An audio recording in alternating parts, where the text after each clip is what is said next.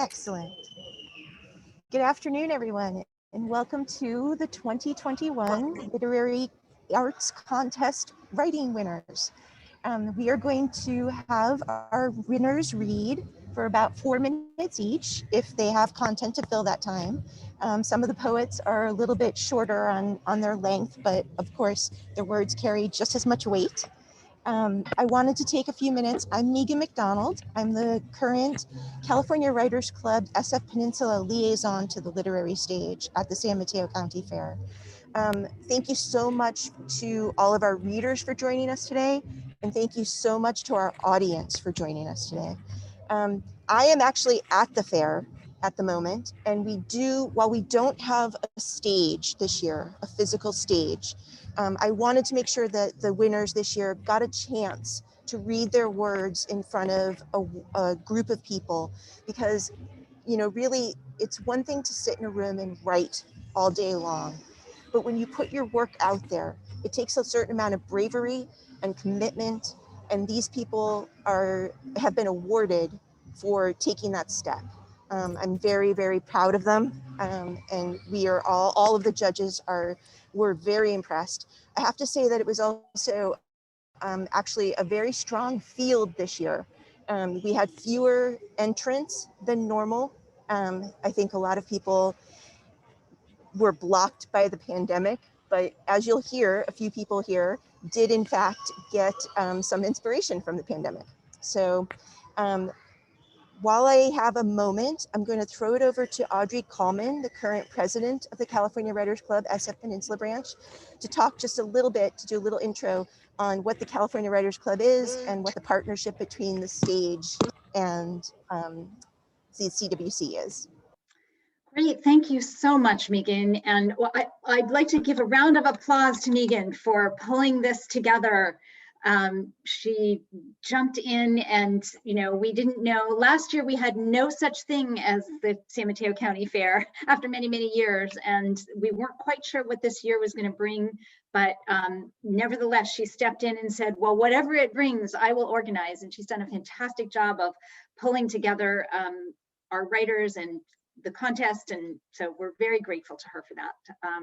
So the California Writers Club, for those of you who may not be familiar with it, is a statewide organization, hence California, and we have about 22 branches throughout the state. We are the SF Peninsula branch, so we cover San Francisco and the peninsula, kind of down to the just a little short of San Jose, which has their own South Bay branch.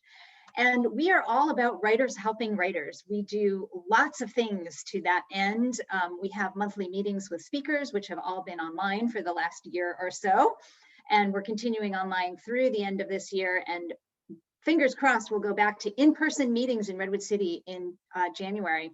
We also do a lot of work with our public libraries. We have a Writers Helping Writers program through them. We have an open mic, which you may see Corey Pelka here. She's to my left on the screen. I don't know where she is on your screen. And she's been great helping us out with that, both in person and online. And our partnership with the San Mateo County Fair began, oh dear, I should have, here, I said I could do this off the cuff, and then I should have gone and actually looked up the years. I believe this is our 13th one, or maybe our 14th. And the tradition started many years ago with one of our dear members who has since passed away, Bardi, Rosman, Koodrin, who had involvement with the fair and was a writer, and her husband, also her husband Boris, is involved in the art part of the fair, the fine arts part of the fair. And somehow she came up with the idea of, wow, wouldn't it be great to feature at the fair some of our fabulous writers that we have? And I'll never forget her describing the beginning of the partnership, where I think the first year she always talked about this binder. There was like a binder of stories that people had contributed, and so this little tiny binder. And now we have entries that literally, when you're in person, and I don't know, Megan, if you were planning to like walk around and like show people like the things that are up, but we have, I don't know, hundreds of entries to this contest. And it is open not just to the Bay Area, but to people from anywhere. And so we're really excited to celebrate that and to have a chance to hear from the winners of our contest. And yeah, I'm thinking that's probably all I'll say. If you have any questions about the CWC, I can put some information in the chat if you're interested in finding out more and hearing about our meetings and all the other wonderful things that we do. So I'll turn it back over to Megan, and thanks so much. Thank you so much, Audrey. Thank you for giving us the Bardi history, which is very important to us. We were discussing in the green room before this, Maureen mentioned that yesterday there was a proclamation that the literary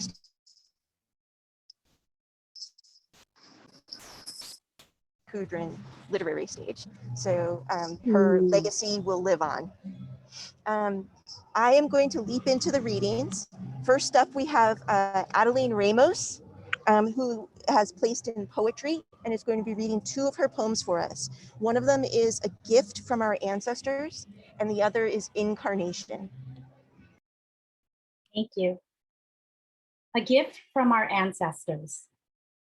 There is a place with clear, hot, sunny, endless days, where young girls in blue skirts and white shirts walk along dirt roads in cheap flip-flops, carrying books in folded arms, talking excitedly about things that only elementary kids care about.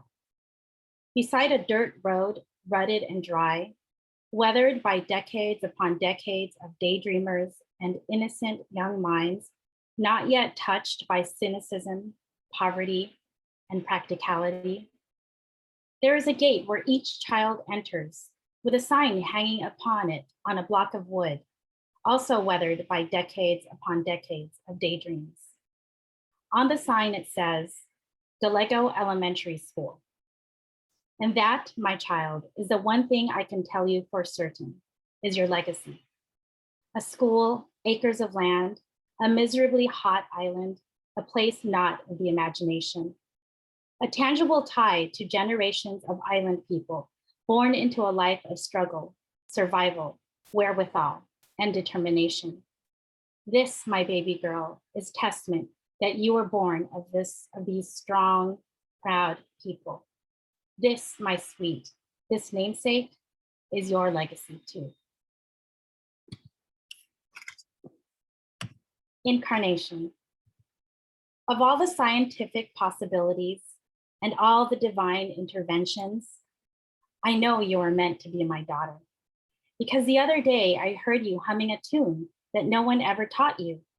It was a tune that I made up long ago when making an experimental film in college about a little girl with nosy hands, a little mestiza girl who was enamored with her mother's jewelry box of treasures. I know now that you are the little girl that I always dreamed of, but never knew I was dreaming. You were meant to be my daughter, and somehow that tune became part of your DNA. Thank you so much, Adeline. Really beautiful work. Congratulations on your 2 wins in that category. Next up, we're going to move to Carolyn Curtis, who is going to be reading from her essay, Salmon or Tomatoes.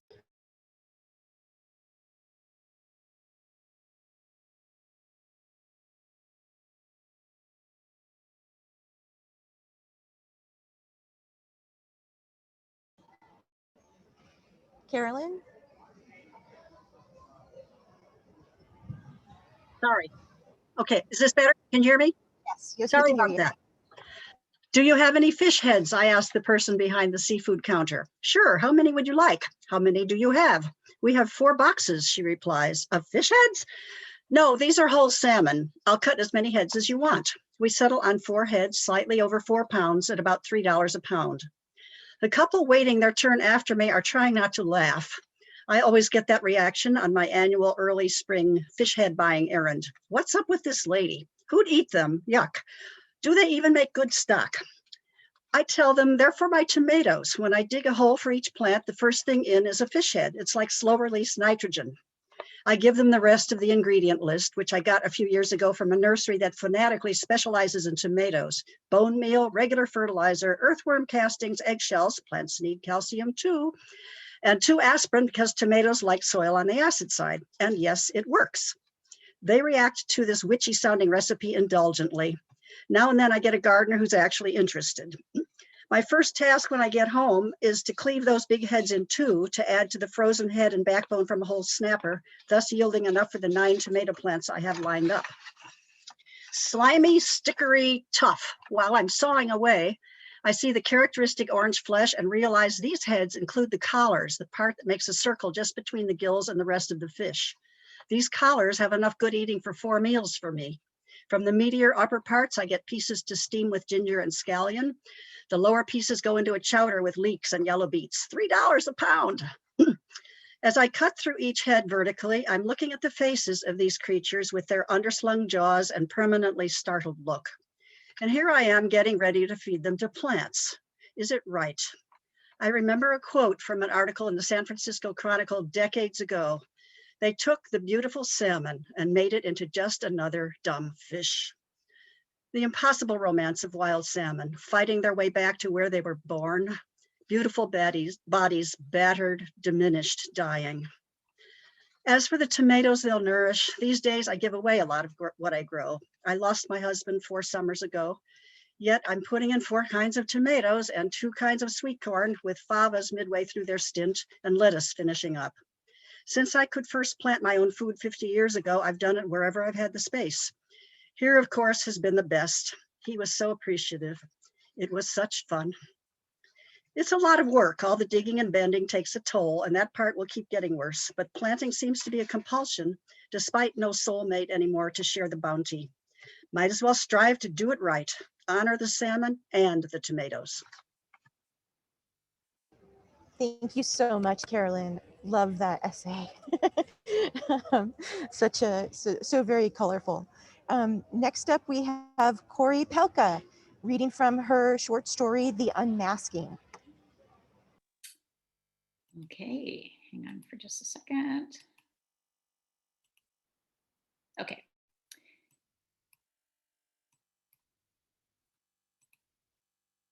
While the virus continued to rage, there was one mask that was no longer required. The one that hid her black, sooty pain and heart-clutching fear. That mask was no longer required except when she was on video calls, of course.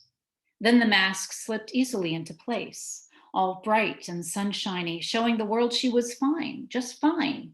No, really, you must believe me, I'm fine. Which she wasn't.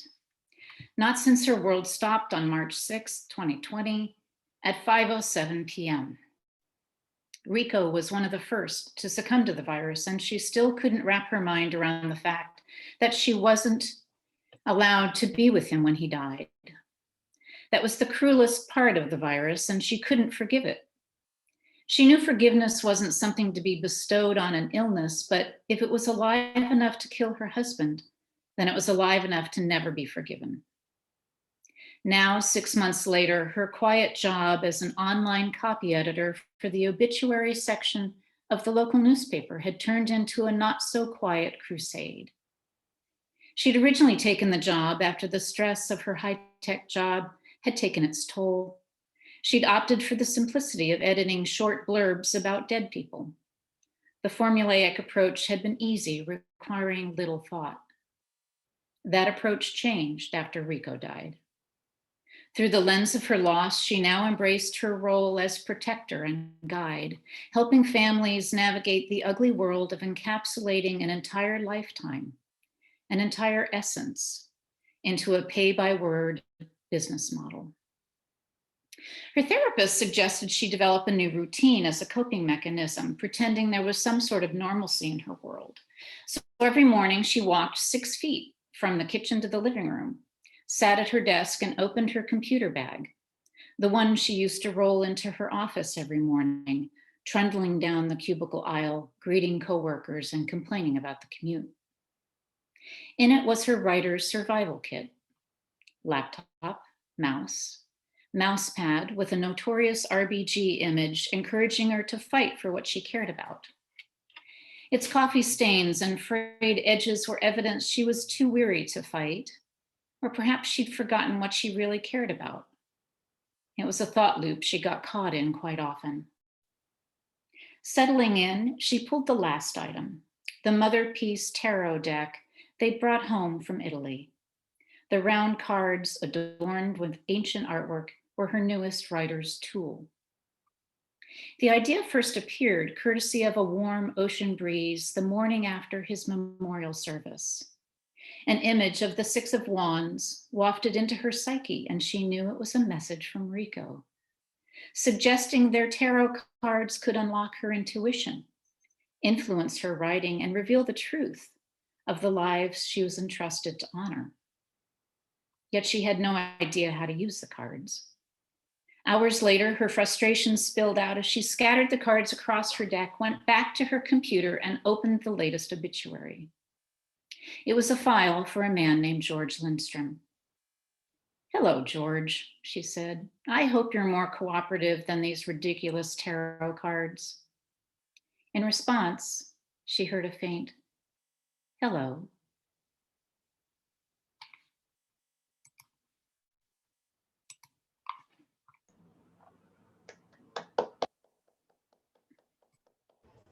Thank you very much, Corey. Next up, we're going to Bill Baldwin, who is going to be reading from his honorable mention poetry, Keyboard Kitty. And Bill is going to read it twice because it is a very short piece.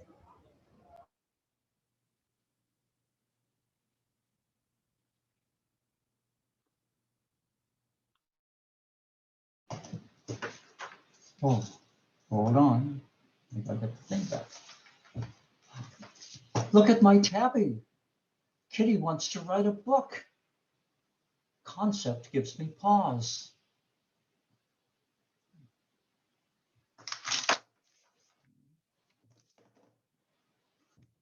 Look at my tabby. Kitty wants to write a book. Concept gives me pause. Thank you very much, Bill. And thank you for the helpful demonstration. Thanks, it's fun. It's really wonderful. Next up, we have Lisa Meltzer-Penn. And Lisa, I know that you want to read from two pieces. One of them is from the essay, Washing Your Hands, a Primer. And one is from your memoir, Michelle Obama is My Birthday Twin. So, and we are a little ahead of schedule. So if it takes you a little bit longer to read, don't worry about it. Thank you, Megan. And thanks for putting all this on. I'm coming to you today from Austin, Texas on a lake. Okay. Hand washing was the first thing I learned back in nursery school. Turning a bar of soap over and over in my hands and luxuriating in the creamy lather, the sensory bliss, though the soap would inevitably leave my skin dried out afterward. The feel, the look, the sound of the water running into the long porcelain industrial sink with several faucets poised above. My cousin Karen and I stood side by side at the sink after finger painting. That's what I remember. That's what I remember, not story time or playtime, but finger painting and hand washing. The feel of my hands in the paint and on the paper, the turn of the bar to the tall side, then the give of it slipping back over and over until the bar itself was a soft, malleable mush. Hand washing got faster and more practical over time, a little more hurried, until COVID-19. Now I'm watching videos of people wearing masks and dancing to music while demonstrating the best method to properly wash hands. I'm improving my process, getting much more thorough again. The 10 fingers are steeples and bridges. I'm scrubbing the fingernails, the backs of the hands, the web between the thumb and index finger. And now I am back to my dreamy nursery school self, daydreaming of primary colors and how they feel on the pads of my fingers as they swirl into newsprint paper on the easel. The colors blending, sometimes all the way back to one color, a purple brown puddle. The paper so rough when released from the easel clip. And then the sink and the soap again, paint tinting the soap bubbles as they washed toward the drain. Karen and I stood at that nursery sink as long as we wanted, through the whole next activity, until the bar of soap was almost gone. Our first experience taking a stand. The soap was tactile and beautiful and necessary. Finally, when we were the only two left on that side of the room, the teacher called us back to the circle of kids. And my next piece. So I share a birthday with a lot of famous people. Jim Carrey, Betty White, Muhammad Ali, Benjamin Franklin, Zooey Deschanel, Maury Povich, Kid Rock, James Earl Jones, and Eartha Kitt. We were all born January 17th. Pretty cool, right? But the one that really counts for me is Michelle Obama. Michelle and I were born the exact same cold winter day. I entered the world a month early in the middle of a Syracuse, New York snowstorm. My mom liked to say it was the last time I was early anywhere. And Michelle made her debut several hundred miles away on the south side of Chicago. The future FLOTUS and I were birthday twins. In January 2009, the weekend before Barack Obama's inauguration, we both had birthday parties. The Obamas were moving into the White House a few days later, so I addressed a card to Michelle in Pennsylvania. A week later, I received a reply, a sturdy 9x12 manila envelope with a warmly worded, very official letter from Michelle on heavy bond stationery with a watermark, suitable for framing. Of course, in my heart of hearts, I knew it was improbable Michelle had sent it herself. She answered questions I hadn't really asked. She thanked me for supporting her husband and all he wanted to do for our country. I couldn't be entirely sure she had even seen my card, though I hoped so. I put her letter in a file. I sent her another card the following year and received another reply, this time in a regular legal-sized envelope, the letter folded in crisp thirds. We've never actually met, but you could say we stayed in touch. My husband likes to joke, I married the wrong guy and I could have been first lady. I joke back, or maybe if you'd married Michelle, you could have been president. One second.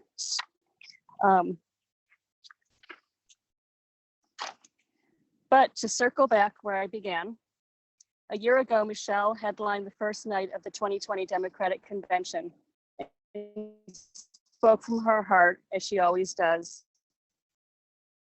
As she talked about the state of our country and the possibility of change for the better, although I no longer had her home address to send her a card, I was twin. Her speech was political in its ways to me, at once both personal and suitable for framing. Thank you. Thank you so much, Lisa. Thank you for making the best of it on your travels to read your award. I hope you could hear me clearly. There were a couple of moments, but it was the really loud motorcycles went by a few minutes before, so luckily that didn't happen. Oh, good. All right, so up next we have Bradley Hoge reading from his poem Accoutrement. I could wear the accoutrement of my childhood, the influences that shaped me, the way the gentleman from Houston sitting on the movie theater bench wears his boots and hat, large belt buckle with images of ranch life. I would wear my coonskin cap from Kentucky and a bolo tie with a stone carried down from the Oregon mountains, something complicated like a porphyry as the slide, and purple corduroy pants with pink pockets and a long sleeve t-shirt from one of my alma maters or my father's or one of my children's. I could change it for each day of the week. And I wouldn't care how 2 shades of maroon, various reds, blue and silver, purple and gold, orange and black, might clash with my pants, because I would also wear a multicolored knit vest from Old Town in Albuquerque with an Ojo de Dios emblazoned on the back and fringe on the bottom. And yes, I would wear a belt, but the buckle would be a buckeye tree knot, shellacked, not stained, and the belt would be leather, with the places I've lived carved as silhouettes wrapping around my waist in chronological order, like an Ouroboros. But I wouldn't wear shoes or a watch, and my pockets would carry stones, collected at each pause in my journey. Thank you. Thank you very much, Bradley. I love the vivid language and the descriptive language of that poem. Thank you. Congratulations again. Sandra Simmer is up next, reading from her short story in the general fiction category, Nightmare. Where was home? The snow was falling thickly so that I could only see a few feet ahead. The shallow tracks I'd made earlier were filling fast with snow. I was able to follow them for a short distance, but then found the trail was buried in snowdrifts. My tracks had disappeared into an encompassing world of white. The path wound through the forest, between trees, and over the hillside. There were no markers, and without being able to see the well-worn pathway, I had no idea which way to go. It all looked the same, a shadowy world of shadowy world of snow-covered pine trees hidden behind a blanket of swirling whiteness. I began to panic and started to run. I hoped to find the path before it was completely covered. In my haste, I tripped over a rock hidden in the fresh snow and fell hard to the ground. My head cracked against another rock. I felt dizzy, confused, and in pain. Part of me wanted to lay there in the snow bed where I'd fallen, but I dragged myself back up to my feet. I stood there dazed and wobbly, trying to decide what to do next. While I was gathering my senses, my eyes focused on a moving object which appeared in the forest ahead. A large black beast emerged from the blizzard and walked slowly towards me. I froze, shivering in place, afraid to imagine what terror awaited me. My eyes blinked frantically as I strained to see what terrible creature approached. A flood of relief overcame me when I recognized Nightmare, the stallion that belonged to Tom Farley, my nearest neighbor. The horse was totally misnamed, as I'd never met a gentler creature. When I'd asked Tom about the name, he just shrugged. He said Nightmare had that name when he bought him. I wondered if Nightmare had spent a wild youth bucking off rodeo cowboys to earn the name. Now he was as gentle as a saddle pony and often gave rides to the local children. Nightmare didn't have a saddle or bridle on him. He must have escaped his corral. Why he'd wandered so far into the forest was a mystery, but he seemed like my dream come true. He probably knew the way home. Horses are good about using their senses to guide them. However, I couldn't ride him without a saddle and stirrups to climb onto his sturdy back. Carefully, I took hold of his long mane and whispered into his ear, Nightmare, can you show me the way home? Will you walk with me? Can you take me with you? The horse solemnly looked at me from the corner of his big brown eye and nodded his head up and down. I swore the horse understood me. Nightmare let me clutch his mane as he turned and began to walk into the blinding storm. We wove our way in and out between the trees.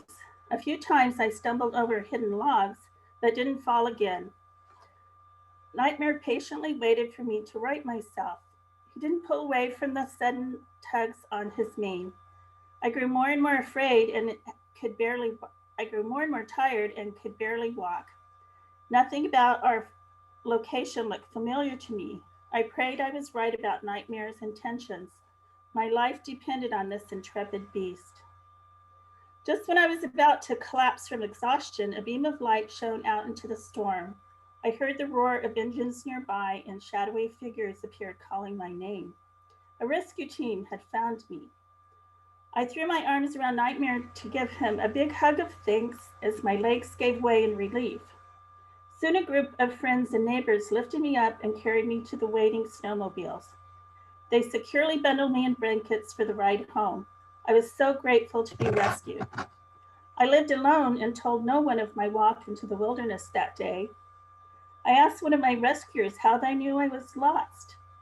He said, "Oh, we weren't looking for you. Tom called us when Nightmare went missing.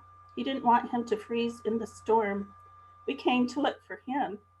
You're lucky we found you too." Thank you so much, Sandra.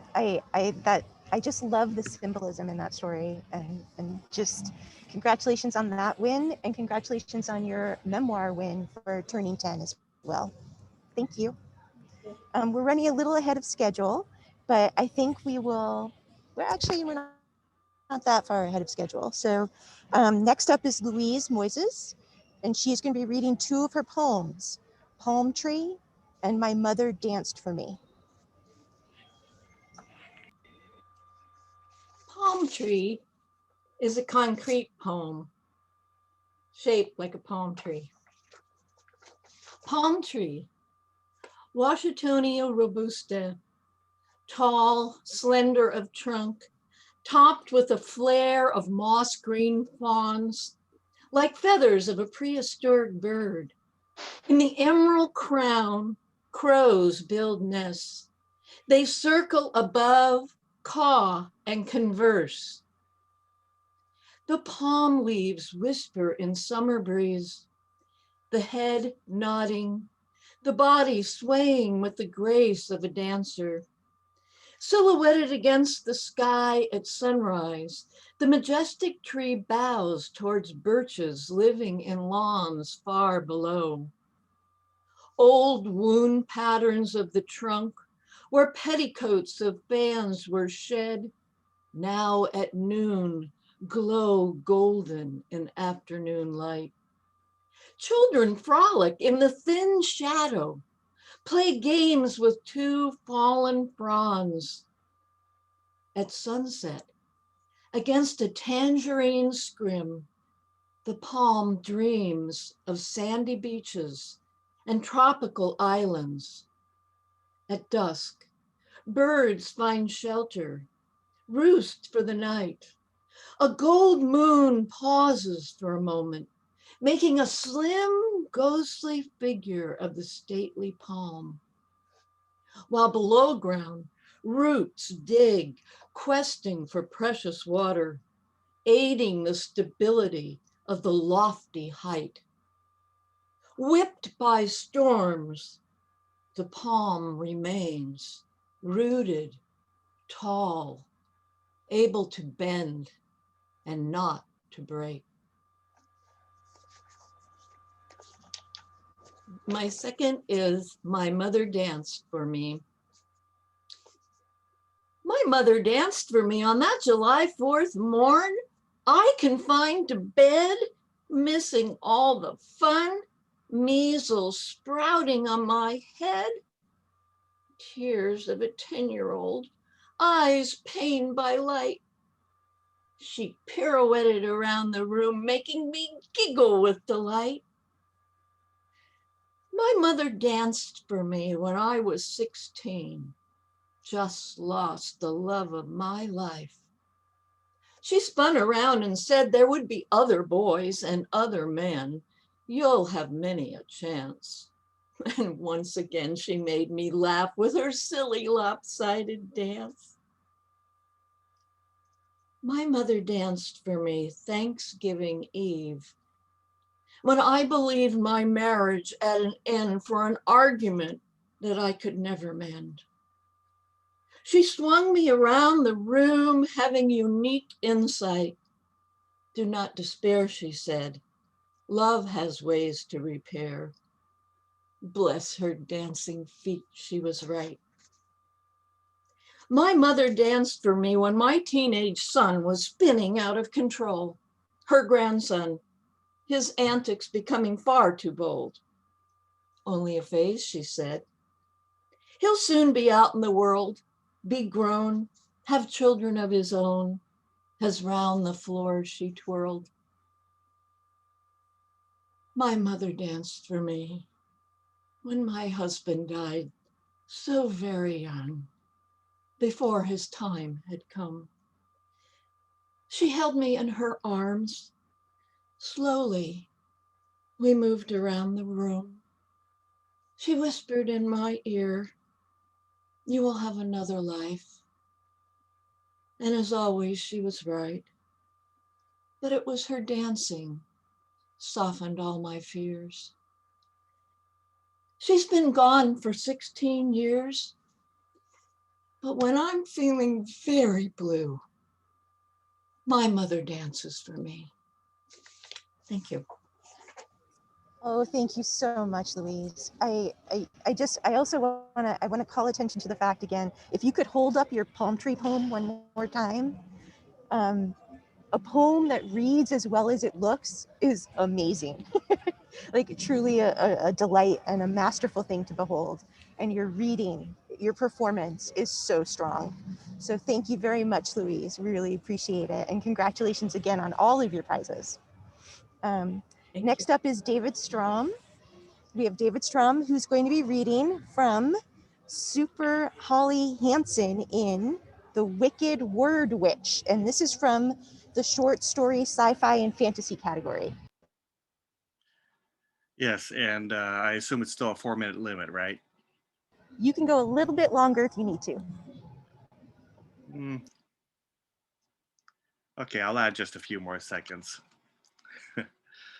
The kid held a thick, well-worn graphic novel toward the woman like Van Helsing fending off Dracula. He yelled, "You're evil! This is good!"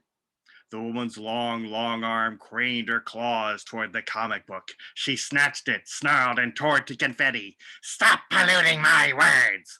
The boy fell to his knees and grasped at torn paper on the grass. "No." The on-screen pictures faded. Words fading. I pleaded, "Kid, save me! Think more comic books!"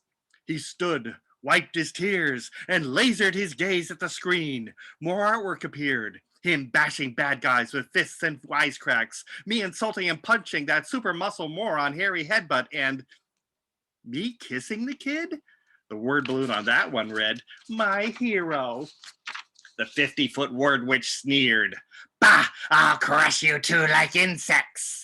She turned to her thousands of drooling students. "After I finish today's lesson," she and the crowd thundered, "QRSTUVWXYZ. Now all words belong to me. Tell me what you think of me." That broke a mental floodgate. I talked back.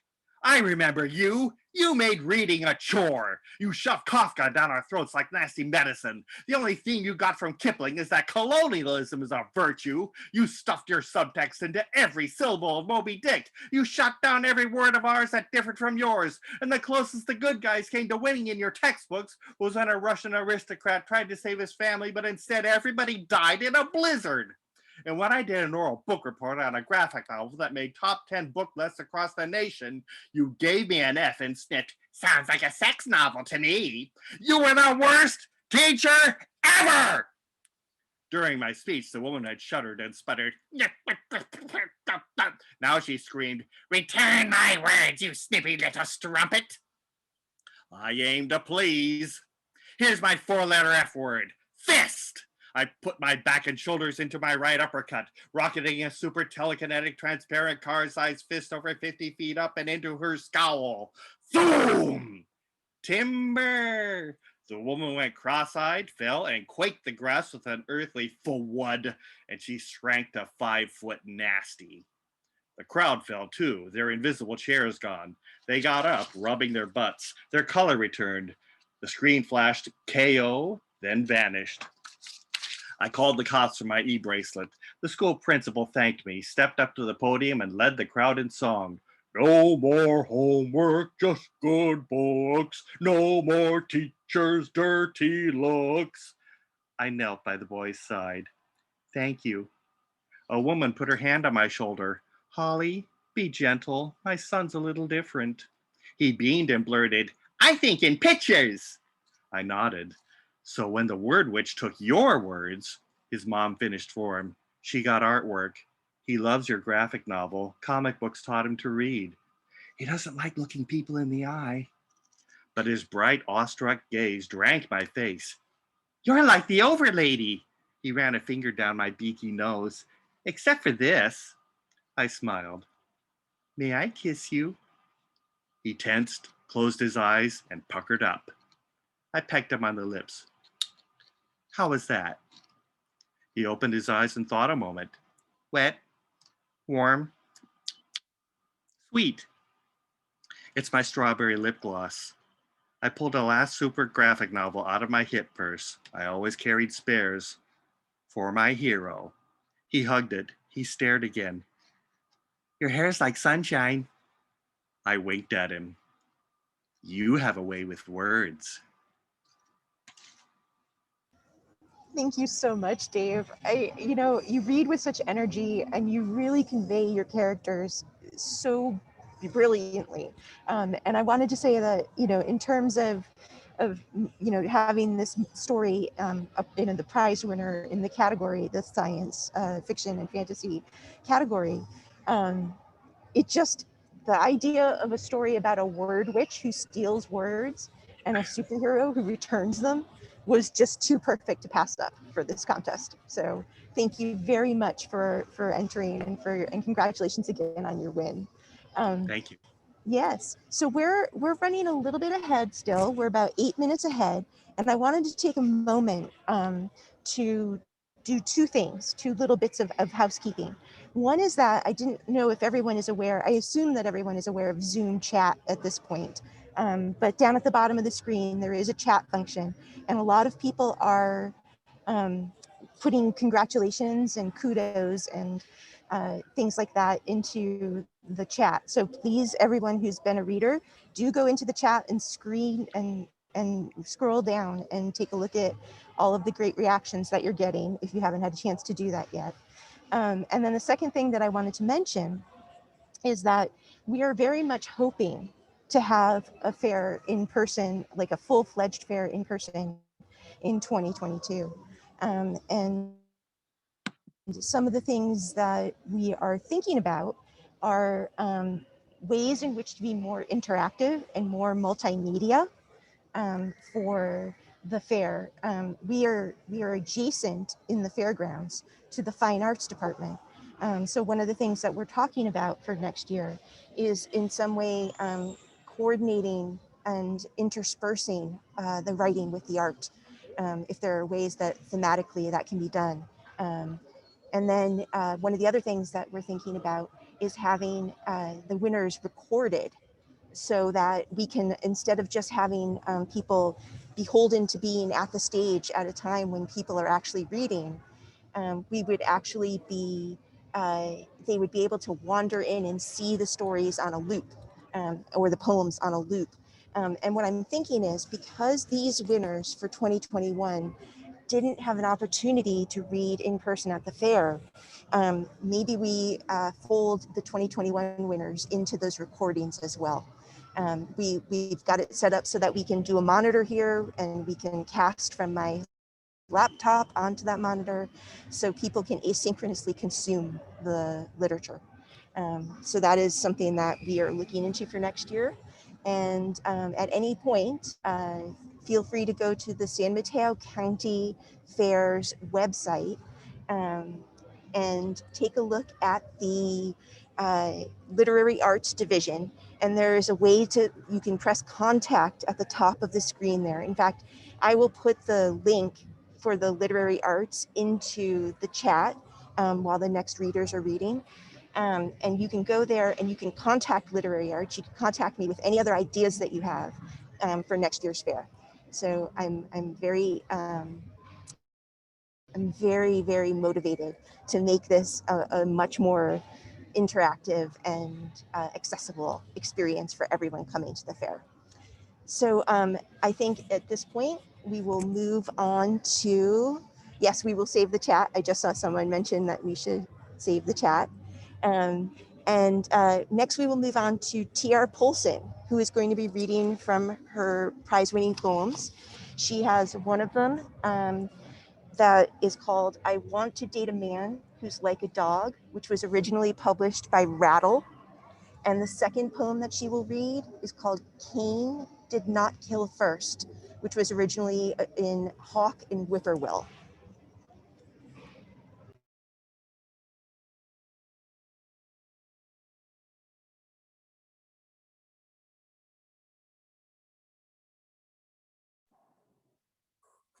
Okay, hi everyone. I'm gonna start with Cain did not kill first. Cain did not kill first, and the Lord God made for Adam and for his wife garments of skins. Genesis 3:21. Eden must have felt hot to the creature, lured by God from her mate, his ribs aching still. She romped on black paws down paths lined with stones and snags to the naked man for her name. She must have brushed his ribs when she leaped into his lap. He survived to touch her golden brown fur, so smooth, even when pushed against the grain. Sable, he breathed and allowed his hands to linger on her silky sides before letting her go. Later, the man brought the woman fig leaves to sew his chin and hers snayed with nectar, knowing nothing of flesh except living. Did the sable even survive the trip home? Or did her creator follow her, a toning blade in hand to corner her in stones and take her skin? I want to date a man who's like a dog. Confession of a UPS driver. This didn't begin with dogs, but with a stack of boxes and the twisting of my knee beneath them, even as they smacked the pavement. Then the doctor's quick decree. A contusion, just a bruise. You'll be mended in a week or two. My boss agreed and left me on my route where dogs friended me for treats. At first, my knee would tighten at night until it could not be extended in the morning without pain, lightened by ibuprofen. It loosened with every stride I took and every box I touched, but heightened from one day to the next with the pull and slide of a torn MCL. The doc was wrong. I smiled at humans, smothered truth with pride. I've read that dogs can hear a whistled song from miles away, can smell agony through layers of flesh. They nosed my knee and used their tongues to slurp it all away. Those pink conveyors, wet and unafraid to find something, to feel, to take. Thank you so much, TR. I just want to congratulate you on all of your wins and mention that I thought that your exquisite use of language and the intricate forms that you use are, it is just, it's wonderful to behold, like just beautiful poetry. And some of your other poems rely on scientific information, and weaving that sort of thing into something creative is also just really worthy and wonderful. So thank you very much. Thanks, Megan. Next up, we have Richard McCallum, who's going to be reading from his piece, God Almighty.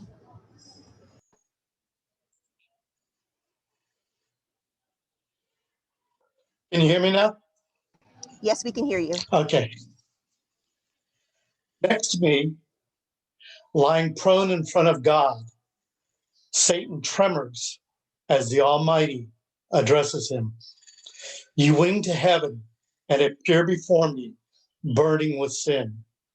I hear your same song, your endless lament, damning my judgment of man. You bow and yet remain unrepentant. The Creator signals his angel to stand.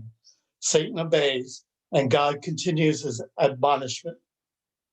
Using all the angelic charms I schooled you in, you capture men's souls with lies and false promises. The archangels warned you about your pride. You wander lost in a nightmare of your own making, allowing the beast within to rule supreme. You refuse to come into the light, falling from grace. You ramble in the dark.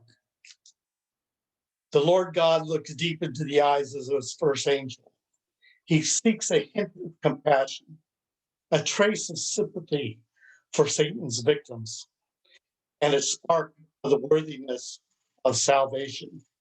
God wonders why his creation went wrong. My beautiful lost angel, he says, is neither God nor Satan blink. Pride makes your soul blind. Faith needed to bring you to grace. They stare into each other's souls as God continues. Watching and accusing, Satan glances away. Carrying the burden of your greed, you appear in my house. Satan looks back into God's eyes, looking granite hard, yet feathery soft with your blood-stained nails.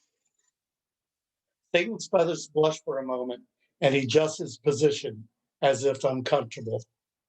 The Lord turns his attention away from Satan and addresses me. Angelo. He pauses a moment to allow me to focus. Ready? Now? Another second granted to brace me for his next question. Serve him?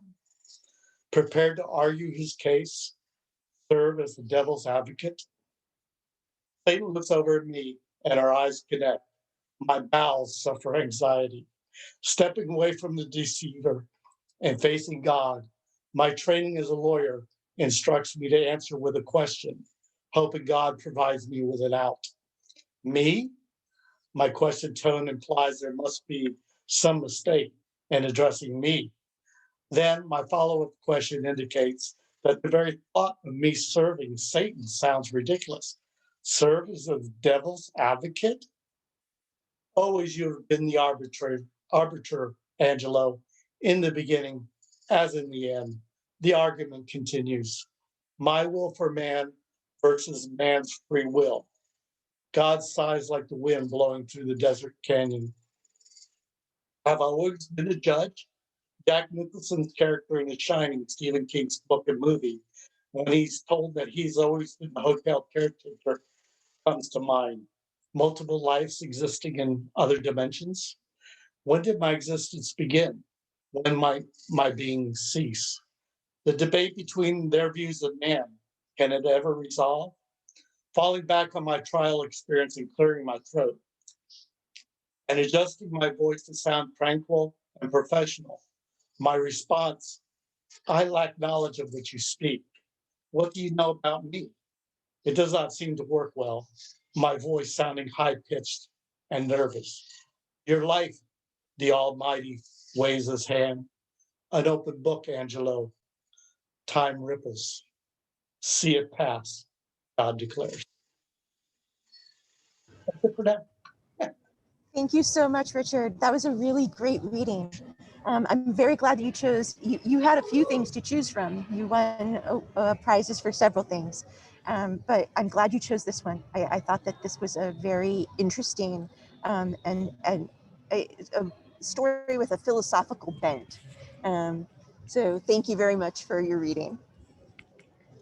Next up, we're going to go to Maureen Killow, who's going to be reading her prize-winning poem, Skeleton. Thank you, and it's really great to see everybody. This is a poem that I wrote. It was inspired by a dream I had after my husband died. It's called Skeleton. In the dream, I am picking meat off a human skeleton. It is a miniature cage, but still anatomically correct. I am consuming the last morsels off the bones, picking it clean. And I marvel at the structure, the bony foundation that held this life for so many years. Living and breathing, it was perfectly designed to hold so many things, the skeleton of what held us. And at the same time in the dream, I'm calling his number, one digit different from my own cell number. That's how we were linked. It's been so long since I dialed those numbers, the ones I relied on countless daily. They always got me through. But now I try his old number, and then another man's voice is at the end of those sacred numbers, and I'm not surprised, was just testing. It is a confirmation of the crossing to some kind of new foreign frontier. And I find myself here in a new world with a phone number that no longer connects me. Our worldly code is dissolved into infinity. I'm picking what little is left off the bones of our past. It's getting thinner every day. Thank you so much, Maureen. It is such a stunning, sharp, incisive poem. And congratulations on your win. Next up, we have Julie Olson, who will be reading from her short story, The Gift.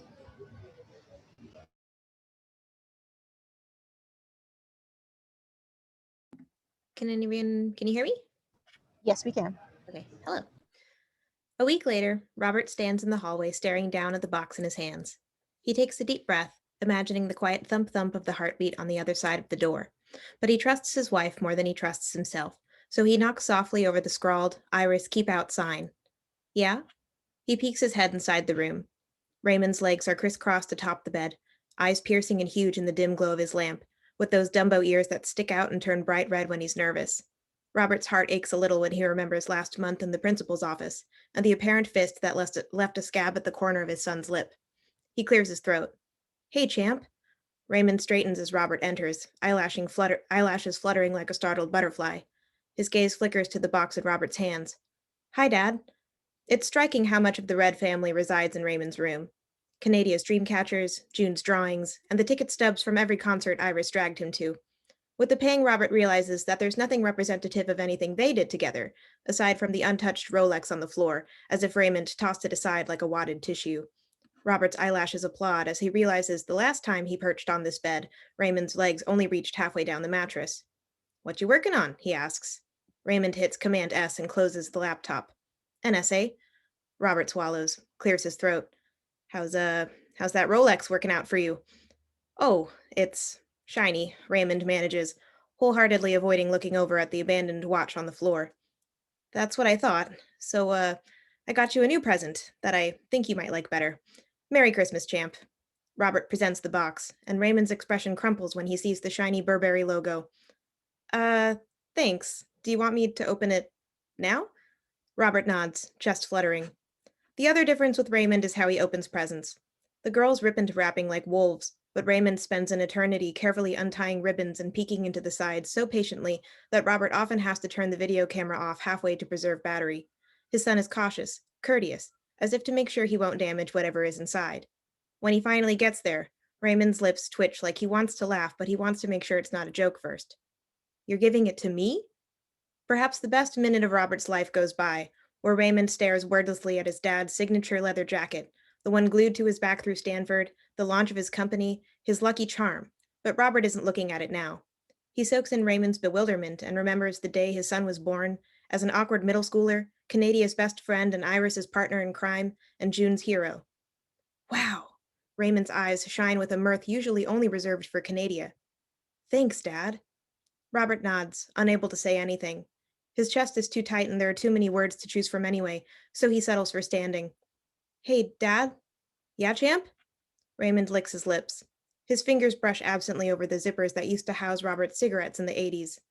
"Why do you call me that?" "What, champ?" "Yeah. That's what you are to me." Robert shrugs. His heart pounds as he remembers Canadia's words from Christmas, how he blinked and suddenly his boy was all grown up. I love you. You know that, right?" Raymond swallows, nods, reopens his laptop where he types another T into his essay. "I know." He knows. Robert retreats down the hall, feeling the waning sunset ghost over him as he passes the 4 Victorian windows. He gets to the balcony on the 3rd floor, one that overlooks the woods. One hand slips over the banister and grips it gently so not to splinter the wood, and the other comes up to clamp over his lips. His eyes sting hot with the past 16 years, and his heart dances weakly beneath his shuddering shoulders. His breaths are silent, quiet, softer than the sound of his tears hitting the grass 3 stories below. He cries for the son who didn't say it back, but for the son he loves just the same. Thank you so much, Julie. That was a great reading of a really wonderful story. Thank you. You have a very, very strong way with constructing sort of more completely simple sentences so that when you do get poetic language in there, it really shines. And this is a very, very emotional story. Congratulations. Thank you. Yes. Next up, we have Marianne Brems, who's going to be reading from her prize-winning poem, No Food by Mouth.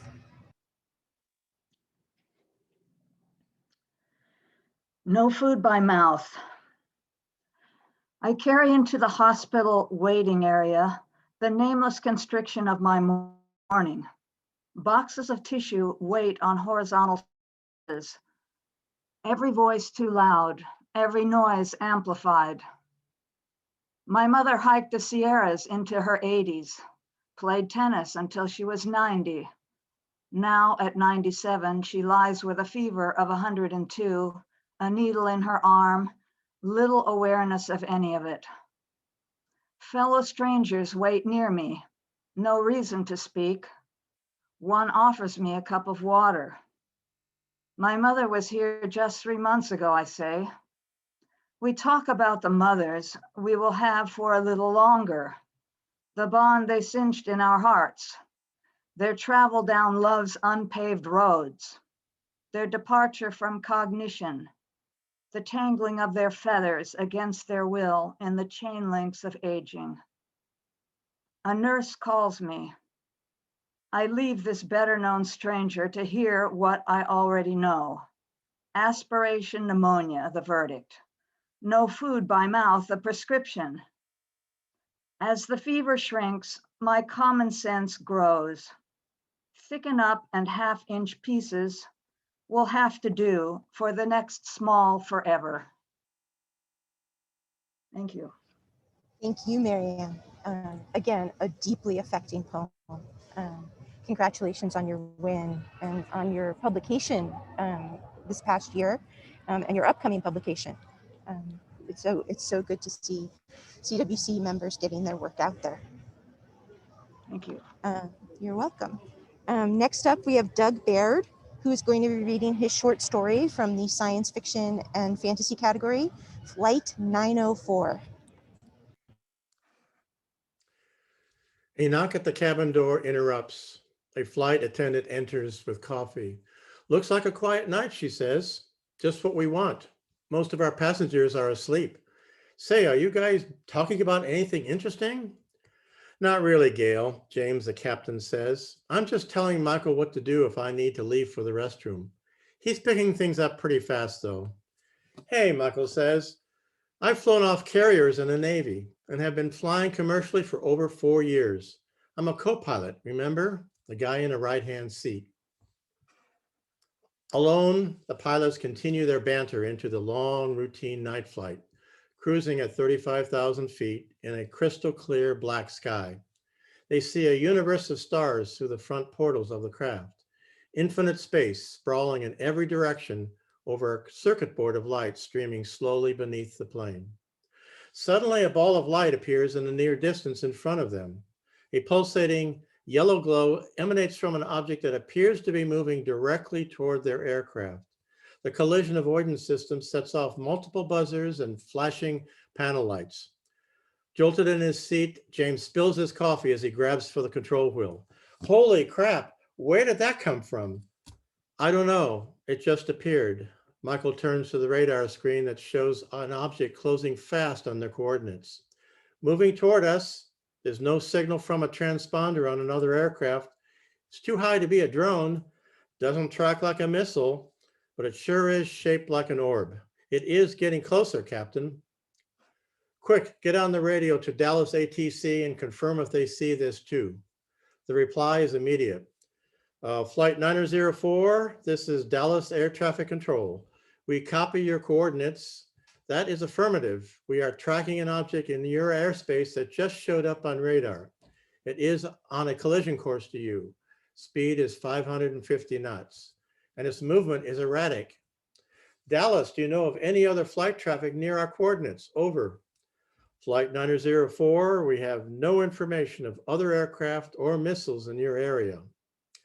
Tell Dallas if it continues heading our way, I'm going to have to navigate.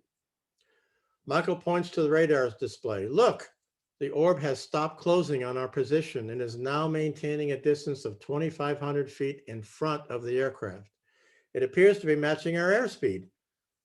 It can't do that in our atmosphere, right? I cannot explain this one, James says. It's not traversing like an aircraft. Look, its movement is lateral and vertical. You see that? I'm going to activate the seatbelt sign, reduce our speed, and take us down to 20,000 feet. Get Gail and Richard in here and explain that we need to calm the passengers and let the other flight attendants know we're going to be maneuvering. After informing the crew, Michael calls Dallas to report the change in course and altitude. He looks nervously at James when Dallas confirms that the orb adjusted its telemetry to remain on course in front of them, traveling at the same velocity. It was almost like they were following the orb, or more likely that the orb was leading their aircraft. They both remained silent in it for a few moments. The attendants entering the cockpit are frozen in fear with their first sight of the orb. Thank you. Thank you. Someone mentioned in your in the chat, your Zoom background is incredibly perfect for this story. Nicely done. Great reading. And I just wanted to say, it is an action-filled story. Although it takes place in a sort of enclosed location of a cockpit, but it's also like the creepiness factor definitely draws you in. Nicely done. Thank you. Thank you very much. Appreciate that. Thank you. And then next up we have Vanessa McLaren Ray, who is going to be reading from her My Ticket to Crazy Town winning story, Coke Machine. Hi. Thank you, Megan. I hope I'm on screen. You're good. Oh, good. Okay. Hanging upside down, lungs on fire, fingers sizzling with bad information. I'm trying to reconstruct a joke I heard once back in my beer-clouded apprentice days, a long story ending with a terrible pun, meaning an excellent pun. Wish I could remember the story, or the pun at least. All I've retained is a throwaway line from the middle. Every truck stop needs a Coke machine. Coke is some kind of old earth drink, but how can it be a machine and a truck stop? What's a truck stop? Puzzling over claptrap like that is what keeps the skip ship engineer sane, especially at a time like this. I'm head down in a tangle of cables and cobwebs, my feet hooked over the edges of the access tube. Fumes from who knows what are wafting from the far end of the tube. Something down there is melting. No, vaporizing. The captain's voice buzzes in my cranium. It feels like someone's holding an off-balance drill against my temporal bone. Find anything yet, Matryoshka? You'll know when I know. I remember another line from the story. Somebody bring me a Coke. Or is that a Coke? Is it a proper noun or not? Who drinks the Coke? Coke. The rabbi or the monk? What I'm trying to ignore is the temperature in here, way too hot.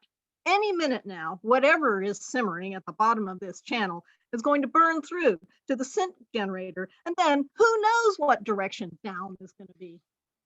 A glob of sweat slides off my upper lip, rolls up my nose, and hangs for a second before plummeting in slow motion towards the fire. No, no, no, no, no, I tell myself, there's no fire on a spaceship, never ever let fire into controlled space. I gasp in another breath of contaminated air. I can taste the cancer I'm gonna have in 10 years. Great, one more expense I can't afford. I grab another handful of cables, methodically run my fingers down each in turn. I've got my sensors tuned up to high so they all burn, each in their own unique way, but none of these cables are burning with heat. Data percolates, fluids trickle. The energy flows each have their own texture, electrical, etheric, chemical. Wait, go back one. It's probably the woo-woo stuff. Cap got sold a bill of goods on an installation of ancient tech, supposedly. If it was really ancient stuff, it'd be working, wouldn't it? It wouldn't be triggering a stew of bubbling, flamey goo in the heart of our ship. Fingers trembling, I wheedle the etheric cable free of its companions. My sensors aren't that good on etherics, despite how much debt I've got in these mods. I have to concentrate on the sensations my expensive fingers are giving me. It's still not heat, but now that I'm focused on this conduit, it feels wrong. Etheric flow should be smooth, calming, a ribbon of silk running between your fingers. This stuff surges and burbles like there's some kind of obstruction in there. What in this or any other universe obstructs ether? Etheric energy is weird. If it didn't do what it does, I wouldn't believe in it. Even then, really believe? The workshop leader's rapturous face leading the training session Cap made us all attend. You'd think she was teaching us about God, not the ancients' technology, or, well, If the ancients were that powerful, does that make them generic lowercase gods? Whatever. I'm frying my brains out, diagnosing a faulty, non-intuitive energy flow, while the phantom shreds of my finally in the black credit account sublime to pure red, never getting out of this whole debt. And I'm worried about language mechanics. If my fingers don't burn off, my head is gonna explode. Thank you. Thank you, Vanessa. Another spirited reading. I just want to say that I love the way that you create this character and put him in a place that is both unfamiliar because it is somewhere in the future, but familiar because it is a scenario that like it's Jeopardy. Like it's a place where we've all been. So thank you very much. Congratulations on all of your wins. You had multiple things to choose from as well, and I'm glad you chose Cook Machine. All right, next up we have Carolyn Donnell, who's going to read from her short story in the mystery and thriller category, Herbal Adversity. Yeah, hang on. Okay, I wasn't sure where to start this because it's kind of in the middle of it, but I'm going to start here. The dream, can you hear me? Hello? Yes, we can hear you. You cut off for a minute there. Okay. And you said no preamble, so here we go. The dream followed me into the next day. I couldn't stop thinking about it. I don't even remember what I did that day, but when it got dark, I determined to put the dream to rest. Fortunately, my neighbor Mildred agreed to sit with my girls. After dropping them off at her apartment, I headed over to David's old house. No lights, no cars in the driveway. Had they already moved everything to their new house? Was I too late? I walked around to the back of the house. The window by the pool had always been open in the past. Yes, only a screen blocked my hand from the inside of the room. The screen snapped out easily and I squeezed through the narrow opening. I was breaking and entering. Illegal? I hadn't broken anything, just temporarily removed it. I lowered myself into the room. Nuts, of course it was illegal, all of it.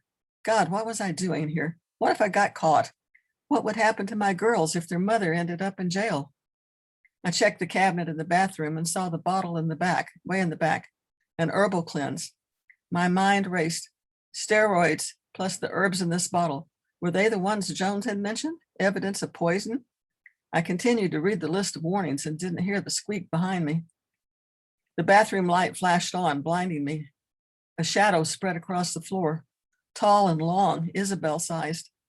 I spun around. Her eyes were level with mine. Big violet blues, cold as ice and hard as diamonds. Something round, a dull silver color, emerged from her pocket. I stared. I had never seen the barrel of a pistol up close before. She motioned with the gun. I raised my hands. Turn around. The voice was as emotionless as those weird eyes. I faced the wall. She pressed the metal into my back. Her hand wound itself in my hair, gently at first, and then with a twist and a yank, she slammed my face into the wall. I thought I was going to pass out. I heard a clatter as the bottle of herbs fell to the floor and rolled away. Evidently, she heard it too, because I no longer felt the gun in my back. Her hand loosened its grip on my hair. I had never been well coordinated, but the thought of my girls being left motherless energized me. I grabbed a vase from the windowsill and swung. The vase hit her arm. The little cylinder of death attached to a pearl handle flew across the tile floor.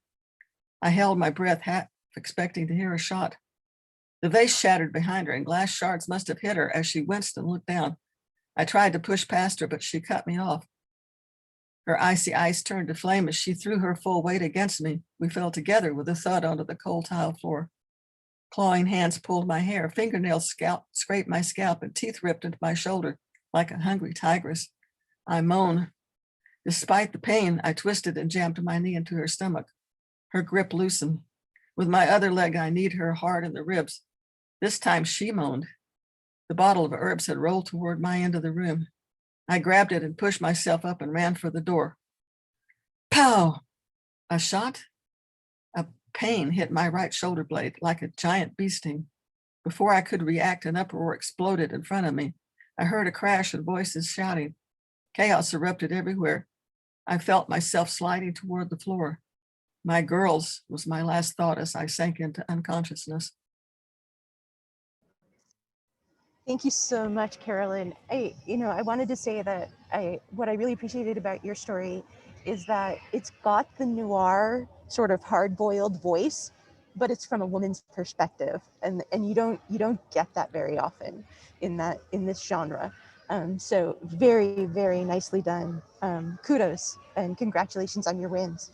Thank you. All right. And then our final reader of the day is going to be Olivia Rose Umstead. And I'm going to I know that Olivia says that she's going to start with one of her poems, 103 Degrees. And I believe she's going to read a little bit from a couple of her other pieces as well. So I'll let her tell you what the titles of those are as she goes along. Okay, thank you, Megan. So the first poem that I'll be reading is called 103 Degrees. I have never understood why people find those winter months so romantic, when body heat is not a want but a need. It is not intimate to wear men like baggy sweatshirts. I will tell you about real intimacy. It was one of those stick your head in a freezer days. It was hot dogs dripping of Dijon, khakis dodging chocolate soft serve droplets, feet flying down the street, kindled by bodies that became superhuman when school ended. It was the whites of eyes churning, gazing up at Ferris wheels scraping the sky, Coke sipped from straws spiraling in loop-de-loops, and copper tones suffocating nostrils. We were melting in heat like popsicles, swarming with strangers in herds like cattle. One of those drench yourself in a lawn sprinkler to stay alive days. That first day of summer when the June beetles scurried into San Bernardino soil, and my breath was softer, lungs empty at last. That day, our stripped, sun-soaked skin alone was hotter than a car with a broken radiator. And risking heat wave, we chose each other still. Okay, so now I'll be reading a section from my memoir called Masterpiece. Some nights you feel you are too far from home. The blinding fluorescent lights and cold speckled floor tiles of your dorm only validate this fear. Your room's a little larger than the one you share with your siblings back home, but it lacks the warmth. As you light a candle to unwind your tightly coiled nerves, its scent of rosemary floods your nostrils, and suddenly it is no longer midnight in Redlands. Instead, it is another lazy August afternoon in San Francisco, and your Nona is tending to her green garden of herbs. She inspects each plant meticulously, first the basil, then thyme, oregano, and finally the rosemary. The rosemary she saves for last because it is her favorite. Il capolavoro, she calls it, masterpiece. Dodging the threat of nearby rose thorns, you eagerly yank only the best-looking rosemary sprouts under her watchful eye. You know she loves you because she trusts you to pick it. She tells you then, as she does every opportunity she gets, about how your Nono and Nona, your grandparents, Giovanni and Maria, so young and so fervently in love, went in pursuit of La Dolce Vita, to newfangled San Francisco, where everyone moves at the speed of animated light. They felt ringing in their ears from the never-ending noise of the city that never sleeps. She is still in awe of how different it is from the sleepy old village of ivy vines and cobblestone paths leading anywhere that she left so long ago. Nona always liked America better, she told you. She got to make a better life. But in the old country, she says, Nono breathed easier.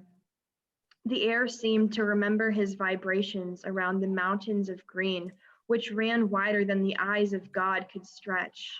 His voice rang louder, you discover. It pulsed against the hushed currents of the hills and echoed into empty buildings where he, the oldest of four, felt suddenly the runt of the Mediterranean litter. the youngest and smallest to tread on the creek of the old world with those old mountain bones, which ache now for someone again. Before he got surrounded with all these goddamn metigans, he was as feral as the grass. Go, you want to whisper to him. Go back and bury yourself under its long blades and become reacquainted with the land, which remembers you, not as you are, but as you were, before you became so caught up in the movement of life across the sea. But there are a lot of things you wish you could have said to him. Era la luce de tuoi occhi, you are the light of my eyes, your capolavoro. And then finally, I'll be reading from my short story, which is called My Summer as a Hippie. Those 4 weeks spent in Los Angeles were the haziest hours of my life. There was no constant buzzing of movement the way there was back home. My mother's breath wasn't suffocating my neck. For just that summer, the hum of passing time was silent. Sylvia and I were not like the movies or the books and their overly saturated depictions of relationships. Our lust was flouncy and flimsy and weightless, the air we breathed oozing innuendo. Even I, an incurable romantic, saw the gritty truth of exactly what we were. There was no yin to any yang or Cupid in sight, just the propelling wheels on her skateboard that faithfully guided her to my door and a wanton abandon spurred by summer's lease. Shakespeare was right. It really does hath all too short a date. But like it or not, an expiration date was approaching on Sylvia and I's summer of love, which outshone all other summers to date. Thank you. Thank you so much, Olivia. I just want to say, for someone so young, you have such a strong voice and you write from your 5 senses. And that is an impressive thing to have mastered already. So congratulations on all your wins, and thank you for participating. Thank you. Yeah, that's our lineup for today. The readings were really extraordinary, all of you. I want to remind you that we've recorded this, and what I will do is send out the link to all of the readers when we have it, and then I believe we're going to post it on the CWC website as well, so that it'll be accessible there. And just again, thank you all so much. Oh, I should turn my camera on for this last bit. So I've been saving you my masked face. Again, let's, if we could unmute everyone and just have a little communal clap. And congratulations to everyone. Extraordinary performances. Thank you, and it was Megan, for doing all the work. Oh, my thank pleasure. Thank you. Were we doing any other closing thing, like seeing the audience or doing a group thing, or is this the group thing? Actually, what I think I'm going to do, if you hold on a second, I'm actually going to walk you around the display for a second. I'm going to, so that you don't get motion sickness, I will lock my camera for a second and see if I can just walk over here to show you what we have. Let's see. So what we have here is, I don't know how to reverse. So here we have, oh, is it coming in backwards? Apologies. No, so we have, how it looks to you. Looks right. Okay, good. So We're best of seeing it show. regular way. Excellent. Best of show for essay was Lisa Meltzer-Penn with the Washing Your Hands or primer. And then for memoir, we have Olivia Rose Umstead, who read last with Masterpiece. And there's her ribbon. Short story, Carolyn Donnell with Herbal Adversity. Yay. And finally, but last but not least, and never least in my heart, poetry. I Want to Date a Man Who's Like a Dog, T.R. Bolson. Yay! And then I just so y'all can see, I'm just going to turn around quickly so that you can see that what we have is we have all of the poetry up in one section over here along this wall. And then we have all of the essays and memoirs in this section. And then finally, way down at the end, we have all of the short stories and the special categories like My Ticket to Crazy Town and Engine Women's Light. So I will turn off my camera again so that you don't get more motion sickness as I walk back over. And that's it. Building is it Thank you in, so much, Megan? everyone, for participating. Yes. We're going up tomorrow. What building is it in? Oh, we are in the main exhibit hall. Okay, cool. It's building, I believe it's technically building A, but it is the large Where it's exhibit been hall. before? Yes. Way back in the corner. Yes, it is. By the And there's Yes, other we're stuff way back there, in the like corner. There's the art and the ceramics and the Correct. whatever's. Yes. How late are you gonna be there this afternoon? I'm going to be here until about 8 o'clock tonight. Oh, cool. And tomorrow? So I will be, yeah. And tomorrow I'll be here at least 2 till 10. Oh yeah, are you Wow. doing ribbon collection or ribbon takedowns tomorrow evening? So you can come tomorrow if you want to, and I can take the ribbons down, or I can mail them all to you. It's probably easier if I mail them all to you. I think that'll be that will allow us to leave everything up as long as possible for the public. Cool. Great. Are you going to have a website? You know, like you did the Yes, previous years? yes. Actually, if you would not, so Richard, you want your stories up on the website then? You're going to have it? Yes. Yes, we're going to put them up on the CWC site. Oh, okay.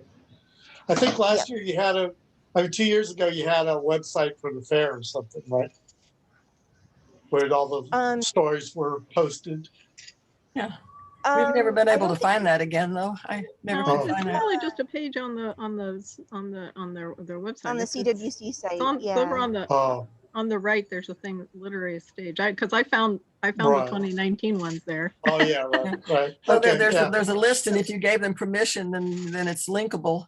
That's Your name right. is linkable. But there was one year, the first year that they didn't do an anthology, they had everything up on a website somewhere, and Yeah. we've never been able to find that again. I don't know where it is. Yeah, Disappeared yeah. into the mist. I'll try to find it. I think I have it saved in somewhere. chat, you guys. I just put it in chat. Yeah, so it's in the chat. It says it's on CWC's website, so it's in the chat. You can go check it out. Yes. All right, So if you want your stories up on the website, I will hyperlink them from the page that Corey just posted in the chat. Just email me. Just reply back to one of the messages I sent you about this reading and tell me that you gave permission, because one of the reasons, I think I mentioned in most of your congratulations emails, one of the reasons that it took so long to get results out is that the fair in the middle of the judging switched the software. So I don't actually have access at the moment to, I didn't have access to anyone's email. I didn't have access to anyone's name. I didn't have access to whether you gave permission or not to have your story posted. So we're trying to work through that. They're trying to figure out how to give me those lists gradually, piecemeal, but we're working through it. Yeah, I think I was gonna let you have my phone, so I'll do that. Okay, good. Cool. Very good. All right, well, thank you all so much. And we're right on time. That's amazing. That never happens. So I missed that seeing in last the thing. chat. Do you have everybody's address then already, or do we need to I do send that to now. you?